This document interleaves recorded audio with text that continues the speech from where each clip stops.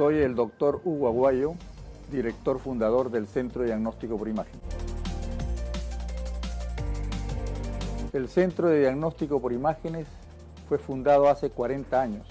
Nos dedicamos exclusivamente al diagnóstico de radiología maxilofacial y dental. Tenemos el personal altamente preparado y las máquinas de última generación. Contamos con 9 sedes, 7 en Lima y 2 en provincias.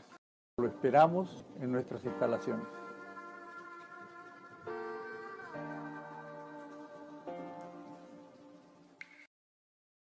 Muy buenos días, doctores. Bienvenidos nuevamente al ciclo de conferencias del Centro de Diagnóstico por Imágenes.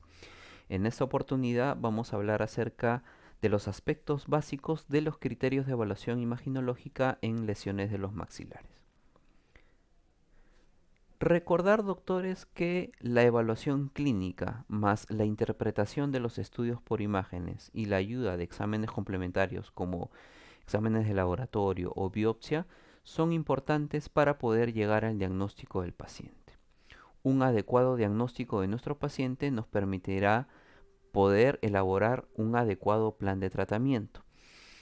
Pero hay que tener en cuenta que la clínica es un pilar fundamental para llegar a este diagnóstico, ¿ok? No solamente para poder recabar toda la información durante la anamnesis con el paciente, sino también me va a permitir elegir cuál es el estudio de imagen adecuado para mi paciente. E inclusive, si yo encontrase algún tipo de lesión o alteración en la parte dentaria o en los maxilares, con esa información clínica poder orientar mi evaluación, mi interpretación, para poder generar un diagnóstico presuntivo. Esto lo vamos a ir explicando de la siguiente manera, ¿ok? En esta primera situación es un paciente joven que no tiene ningún tipo de sintomatología, no tiene un motivo de consulta específico. Al momento de hacer la radiografía panorámica no encontramos ningún tipo de alteración, ¿no? Viene por quizás un tratamiento de ortodoncia donde podemos observar las terceras molares en evolución intraósea, pero no observamos ningún tipo de alteración a nivel óseo ni dentario. En esta otra situación, en este otro caso, también es un paciente joven que no tiene un motivo de consulta específico, no presenta ningún tipo de sintomatología, pero por hallazgo radiográfico ya encontramos la presencia de 2 piezas supernumerarias, de 2 mesiodens, las cuales se encuentran retenidas en posición horizontal, proyectadas a nivel apical de pieza 1-2, 1-1, 2-1 y 2-2. Ya con este dato de hallazgo radiográfico está justificado una ampliación de estudio con un examen superior. En este caso, una tomografía Combin sería lo ideal para poder determinar la ubicación exacta y las relaciones que puedan tener estas 2 piezas supernumerarias en los maxilares. Otra situación es cuando ya hay un motivo de consulta específico. En este caso, el paciente viene por la ausencia clínica de la pieza 1-1. Al momento de hacer la radiografía panorámica, observamos efectivamente que la pieza 1-1 se encuentra retenida en posición invertida. Y esto es algo muy importante que hay que recordar. Cada vez que nosotros encontramos algún tipo de alteración o lesión en los maxilares, debemos de encontrar la causa aparente. O sea, debe haber una explicación el por qué la pieza 1-1 se encuentra en esa posición. Y es lo que nosotros encontramos en la imagen. A nivel coronario encontramos una imagen radiopaca de densidad dentaria proyectada. Muy probablemente se trate de una pieza supernumeraria mesiodens. Este tipo de motivos de consulta y este tipo de hallazgos también merece una ampliación de estudio con un examen superior. Pero ¿por qué, dirán algunos de ustedes, doctores, si yo ya sé que la pieza 1-1 se encuentra retenida y es por la presencia de una pieza supernumeraria? Es que hay datos que una imagen bidimensional no te da. Esos datos, como ver hacia qué tabla se encuentra la pieza 1-1 o hacia dónde se encuentra orientado el mesiodens. En este caso observamos que ese mesiodens se encuentra a nivel del piso de fosa nasal del lado derecho.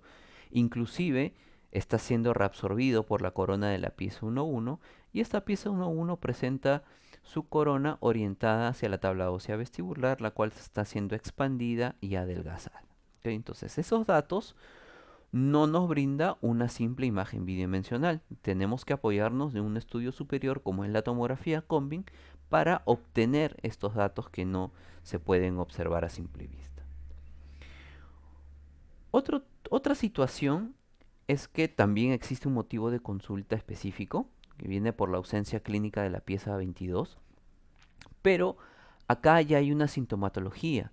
Acá hay un aumento de volumen de consistencia dura en la encía vestibular de la zona de pieza 22. Entonces, miren, ya tengo información clínica, ¿verdad? Y ya tengo un motivo de consulta específico.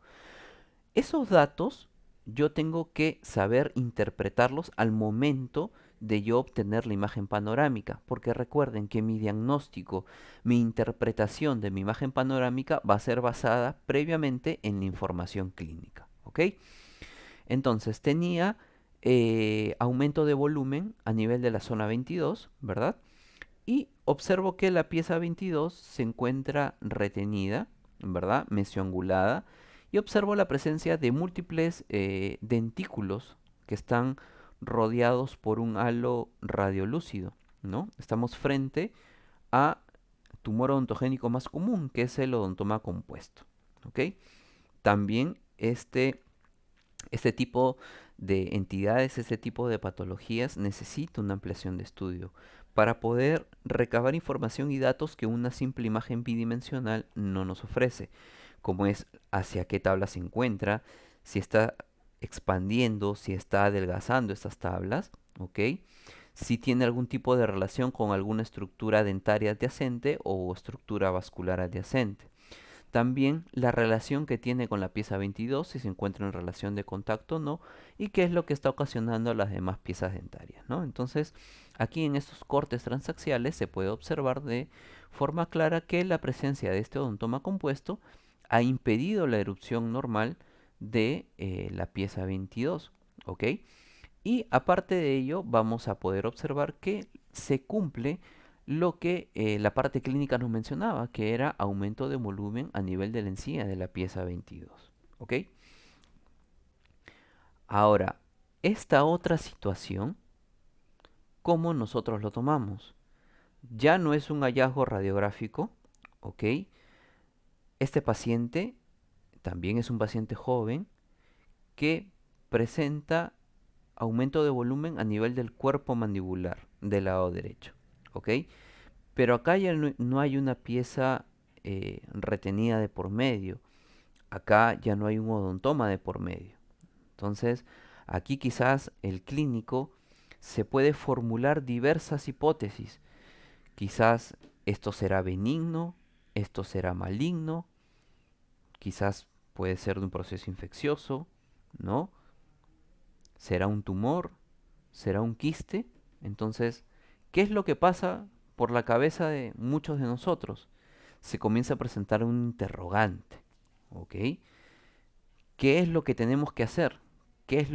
¿Cuál es las medidas de acción como clínicos, como especialistas, que tenemos que tomar? Entonces, recuerden, doctores, que nosotros vamos a estar frente a dos tipos de pacientes. Pacientes sin sintomatología y con sintomatología. Los pacientes sin sintomatología son que pueden presentar o que pueden venir por un chequeo preventivo, como fue en el primer caso, que no encontramos ningún tipo de alteración a nivel dentaria ni a nivel ósea. O también no pueden tener ningún tipo de sintomatología, pero se pueden encontrar algún tipo de alteraciones por hallazgo radiográfico, como fue el ejemplo de los dos mesiodents retenidos en maxilar superior. Por otro lado, hay pacientes con sintomatología que sí presentan signos y síntomas evidentes, como fue el ejemplo del odontoma, que había un aumento de volumen en la encía vestibular de la zona de pieza 22, y este último caso que vimos, que ya presenta aumento de volumen a nivel del cuerpo mandibular del lado derecho. ¿Ok? Entonces, estos pacientes con sintomatología requieren un protocolo de evaluación clínica y por ende también necesitan un protocolo de evaluación radiográfica. Hay una secuencia de evaluación, hay una secuencia de interpretación de todos los signos que nosotros podamos recabar al momento de interpretar la imagen, ¿ok? Con la intención de nosotros poder llegar a un macrodiagnóstico. Acá en esta conferencia no vamos a hablar de que por qué es un ameloblastoma, que por qué es un queratoquiste odontogénico, un tumor odontogénico onomatoide, un quiste dentígero, etcétera, etcétera. Acá vamos a hablar o vamos a darle el conocimiento básico para que ustedes puedan establecer su macrodiagnóstico, ¿ok? Porque recuerden que el diagnóstico definitivo lo da la parte histopatológica y al final ayudado de la parte clínica, ¿ok? Entonces el objetivo es poder llegar al macrodiagnóstico. Pero para poder llegar a este macrodiagnóstico e ir desde lo más general a lo más específico, nosotros tenemos que ir, por decirlo así, escalando ciertos aspectos. Primero, poder determinar si la lesión a la cual vamos a evaluar es local o sistémica, ¿ok? Si es sistémica, quizás puede estar relacionado a una entidad sindrómica o una enfermedad sistémica de fondo, ¿ok? Si es local, pasamos al segundo peldaño, poder determinar si esta lesión es benigna, maligna, infecciosa. Los tres tienen características clínicas distintas. Los tres tienen características imagenológicas también distintas. ¿Ok? Eso lo vamos a ir viendo poco a poco. Si es benigno, ya seguir un peldaño más y poder determinar si estamos frente a un tumor o estamos frente a un quiste, ¿no? Eso también en la parte imaginológica es sumamente importante.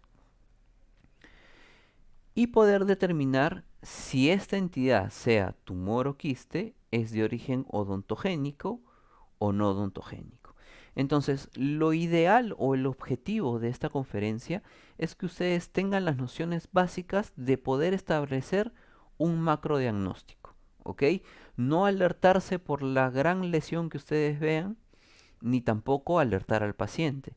Hay que tener ciertos criterios de interpretación y sobre todo, si algo no dominamos o no sabemos, tratar de llevar una evaluación multidisciplinaria, apoyarse en el radiólogo, apoyarse quizás en el cirujano o también apoyarse también en el patólogo. ¿Ok? Entonces, nosotros nos podemos presentar, los que son radiólogos, hemos estado frente a diversos tipos de apariencias radiográficas, a diferentes tipos de imágenes, diferentes tipos de lesiones. Quizás los que son odontólogos generales no han tenido la oportunidad de ver la cantidad necesaria como un especialista en radiología sí la tiene, pero nos vamos a dar cuenta de que no todas las apariencias radiográficas se parecen, ¿no? Miren, hay lesiones que son radiolúcidas que abarcan cuerpo y rama mandibular, otras en cuerpo mandibular, otras a nivel de sínfisis parasínfisis, otras en maxilar superior, ¿no? Que tiene un crecimiento bastante considerable, ¿verdad? Y hay otras que pueden ocasionar ciertos cambios en la arquitectura ósea que son evidentes al momento de la evaluación de las imágenes, ¿ok? Entonces, para poder nosotros hacer una adecuada interpretación, también tenemos que tener en cuenta la parte clínica. Es por eso que siempre el radiólogo tiene que estar en contacto con el clínico. ¿Para qué? Para proporcionar datos importantes que puedan orientar el diagnóstico. Por ejemplo, la edad, el sexo. Hay entidades que se presentan en pacientes jóvenes, en pacientes adultos, a mayor predominio del sexo masculino o femenino, la localización, el tamaño, el tiempo de evolución, que es importante. Acá entra a tallar lo que podría tratarse de una lesión benigna, una lesión maligna, la presencia de aumento de volumen, la sensibilidad, el dolor, ¿verdad? Si hay algún tipo de secreción, movilidad dentaria, la consistencia de la lesión, si hay algún tipo de crepitación o fluctuación. Todos estos datos son sumamente importantes para nosotros poder orientar nuestra evaluación imaginológica y poder brindar nuestro macrodiagnóstico. Bien, para nosotros poder hacer una adecuada interpretación de las lesiones de los maxilares, necesitamos criterios de evaluación, necesitamos una secuencia de evaluación de estas imágenes. Entonces, vamos a ir diciendo algunos criterios en los cuales nosotros podemos ir elaborando nuestro macrodiagnóstico. El primero es la densidad. Es un criterio muy importante en el cual nos va a permitir incluir o descartar ciertas entidades cuya apariencia radiográfica puede ser radiolúcida, mixta o radiopaca. También tenemos el número de lesiones, si puede ser local de forma única o múltiple si está asociada a una entidad sistémica o sindrómica. Los límites y bordes que pueden ser definidos y corticalizados, que esto involucra bastante en lo que es la diferencia entre una lesión benigna y una lesión maligna. Las formas, que hay diferentes formas, ¿ok? Redonda, ovalada, festoneada o irregular. La localización también es importante, puesto que hay entidades que podemos incluir o descartar de acuerdo a la ubicación de la lesión. La extensión. Recuerden que aquí nosotros tenemos que hablar de una extensión tanto lateromedial y cefalocaudal. ¿Y por qué es necesario? Porque acá no hablamos de medidas, es una imagen bidimensional, ¿ok? Si tenemos la oportunidad de tener una tomografía, no hablaremos de la extensión propiamente dicha de la lesión, sino inclusive también podemos hacer la medición de esta lesión para tener datos más específicos. Y por último, evaluar si esta entidad patológica ocasiona algún tipo de cambio a una estructura ósea o vascular adyacente, ¿ok? Si la expande, la desplaza, la adelgaza, o también a una estructura dentaria adyacente, si hay desplazamiento de piezas, si hay reabsorción de piezas, etcétera, etcétera. Dentro de estos criterios de evaluación hay que tener en cuenta la parte clínica, la secuencia de evaluación que hemos propuesto y también las características de cada lesión, ¿ok?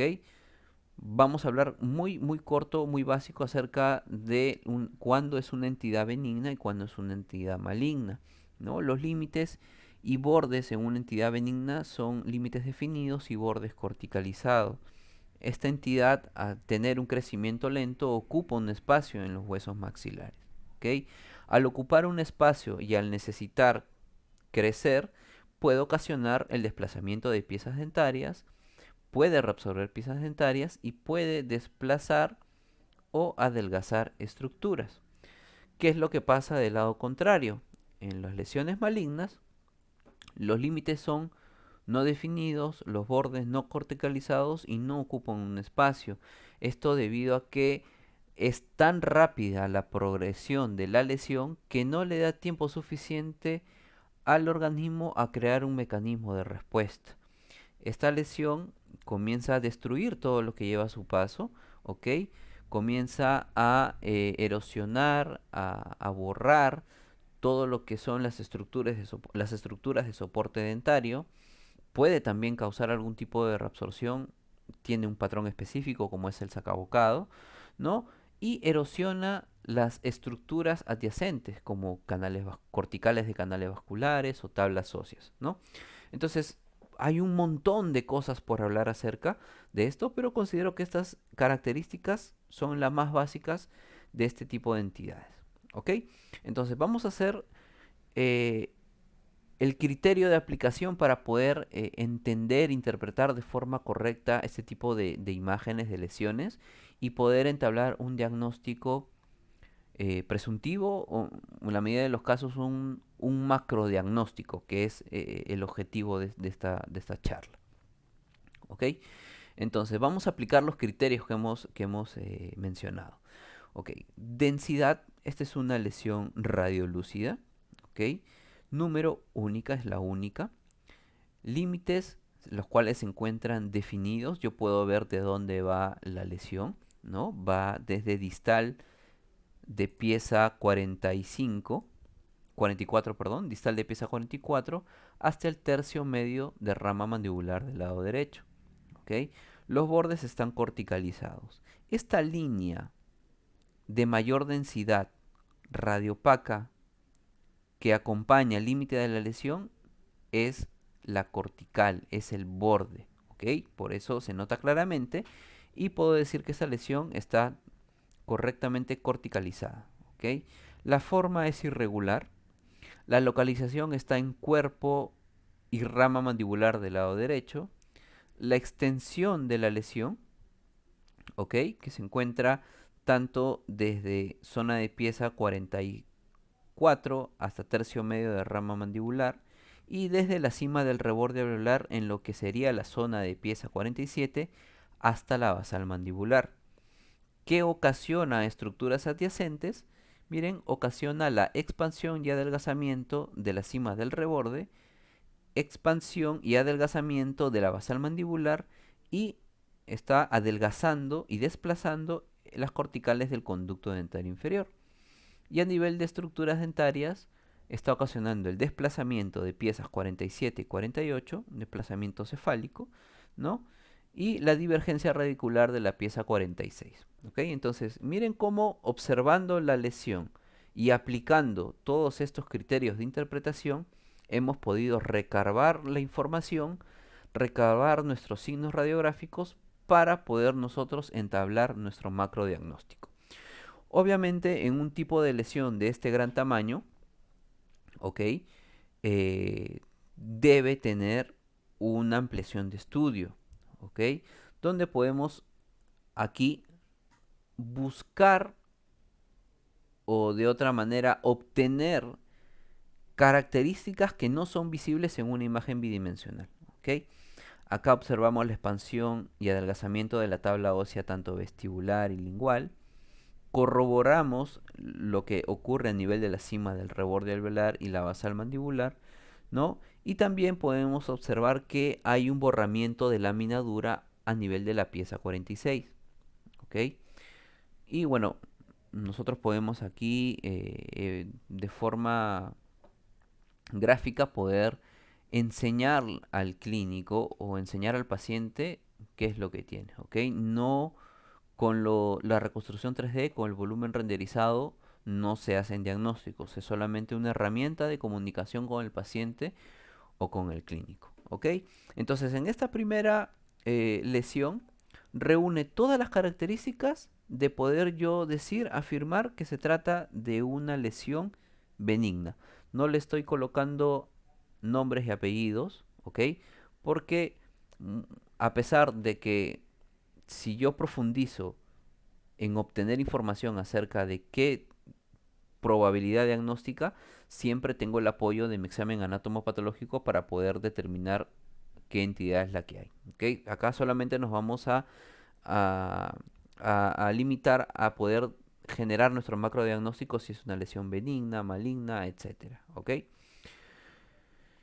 Este tipo de lesión es totalmente distinta a la que vimos hace un momento. La primera estaba en cuerpo y rama mandibular del lado derecho. Tenía una gran extensión. Era radiolúcida y desplazaba piezas dentarias. Esta lesión está en sínfisis y parasínfisis mandibular del lado izquierdo. No es radiolúcida. Tiene, miren acá, ciertas imágenes radiopacas en su interior. Tiene, sí, los límites definidos, ¿verdad? Y tiene bordes corticalizados y festoneados, ¿ok? Recuerden aplicar nuestros criterios de evaluación. Densidad mixta. ¿Por qué? Porque predomina la radiolucidez, pero tiene focos radiopacos. Entonces es una lesión mixta. Única, de límites definidos, bordes corticalizados, forma irregular, ¿no?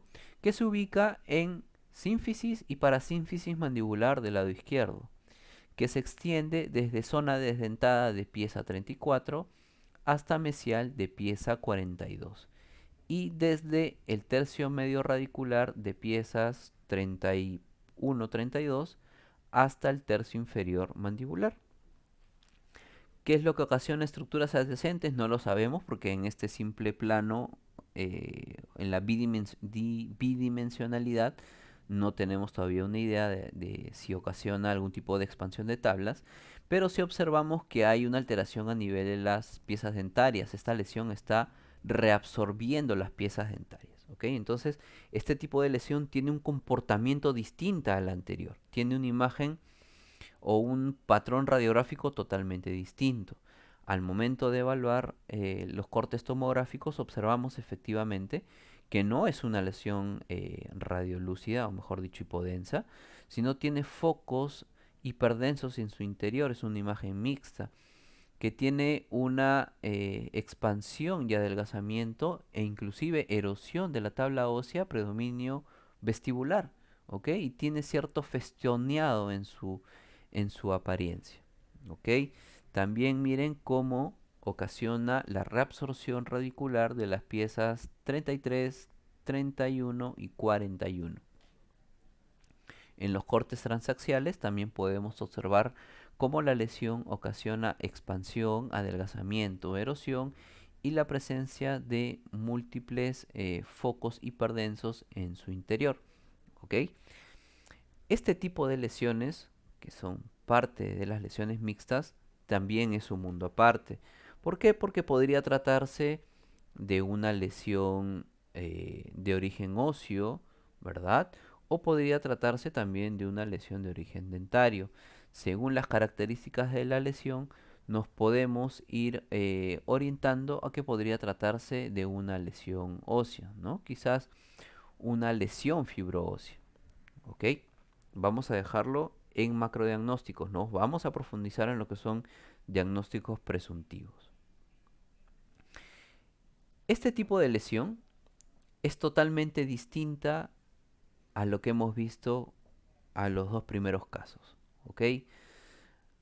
No tenemos límites definidos, no tenemos bordes corticalizados, ¿ok?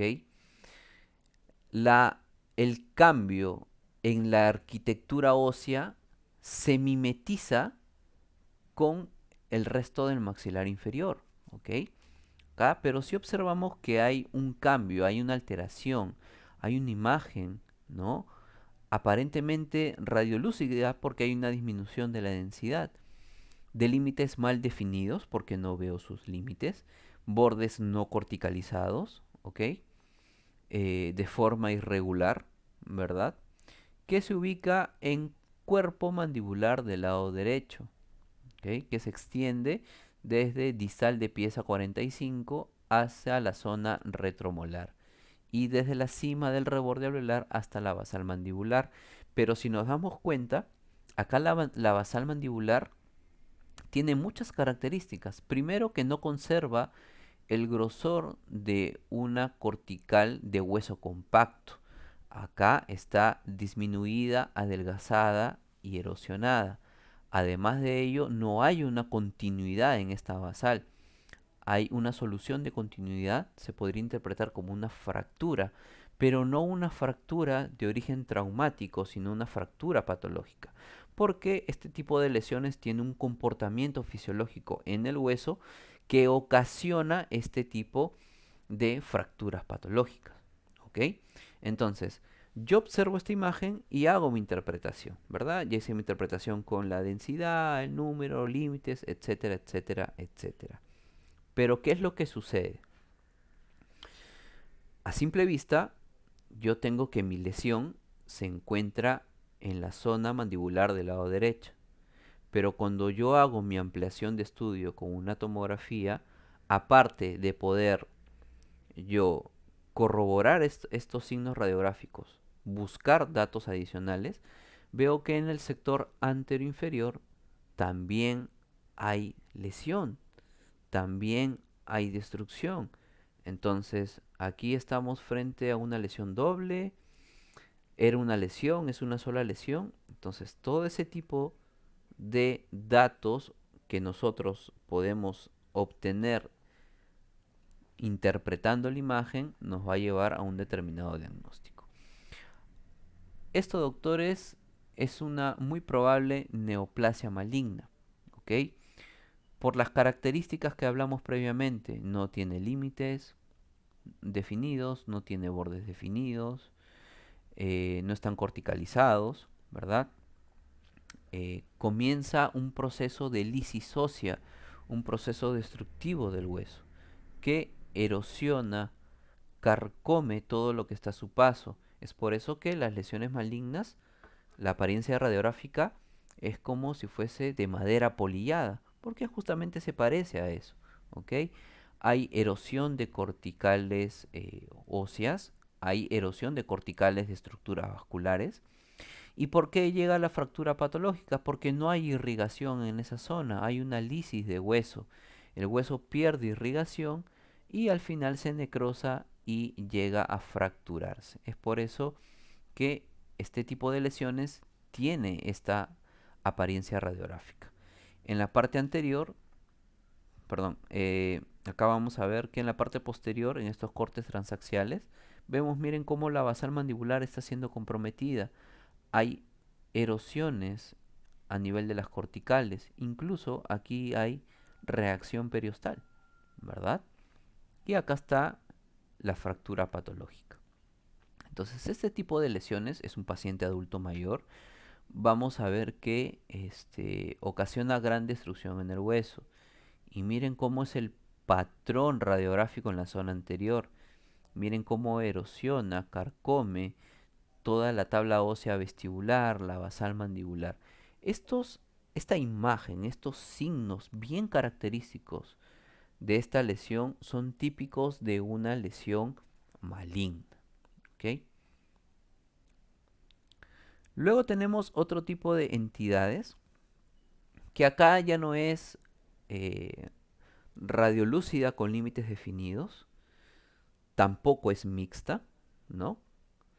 Tampoco es una lesión maligna, ¿no? Es una lesión cuya característica principal es que tiene una arquitectura ósea distinta a lo que se debería de ver comúnmente. Aparte, tiene un gran crecimiento caudal, ¿verdad? Y se ubica en las regiones posteriores, en este caso de la maxila. Y cuando hacemos la ampliación de estudio por imágenes, vamos a encontrar que hay un cambio en la arquitectura ósea. Miren, no hay muchos espacios medulares, el hueso se encuentra aumentado en su densidad y no solamente eso, sino también hay una expansión de las tablas óseas, hay una deformación del hueso y acá ya vamos encontrando otro término nuevo que es deformación del hueso, ¿ok? Tiene como un aspecto de vidrio esmerilado, como un vidrio empavonado del baño, algo similar, así tienes este aspecto, esta lesión. Entonces, estamos frente a un tipo de lesión fibroósea, cuya característica principal es la deformidad. Este tipo de lesiones deforman, ¿ok? Los huesos maxilares. Tienen un crecimiento de mediano a grande, crecimiento considerable. Y vuelvo a repetir, la característica principal es la deformación, ¿ok?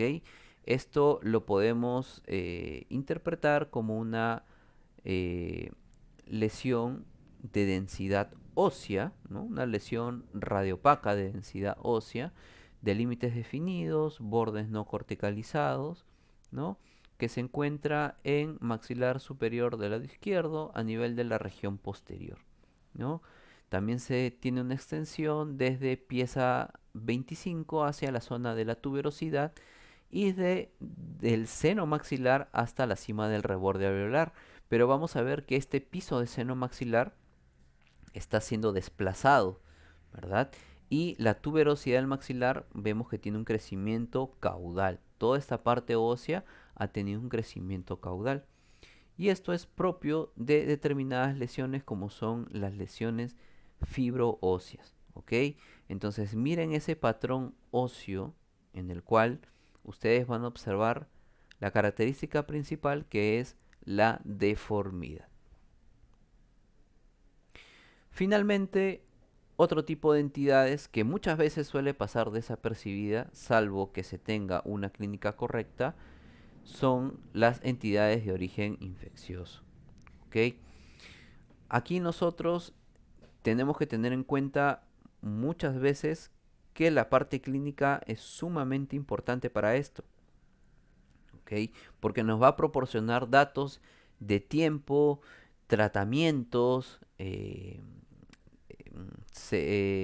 tiempo de evolución de la enfermedad, etcétera, etcétera. Entonces, miren la arquitectura ósea. Uno de los criterios de interpretación en radiología es el comparar, ¿ok? Entonces, miren, en los huesos cortes axiales nosotros vamos a poder comparar el hueso del lado izquierdo con el hueso del lado derecho. Y vemos que el hueso del lado derecho tiene un aumento de la densidad ósea, ¿verdad? No veo muchos espacios medulares, veo aumento de densidad. Incluso no puedo determinar la integridad de la cortical, cosa que en el lado izquierdo sí puedo observarla. Entonces, miren que hay pérdida de cierta parte de la tabla ósea vestibular, muy probablemente sea a nivel del tercio cervical. Estamos frente a una entidad de origen infeccioso. Estamos frente a un proceso, frente a un proceso de osteomelitis, ¿ok?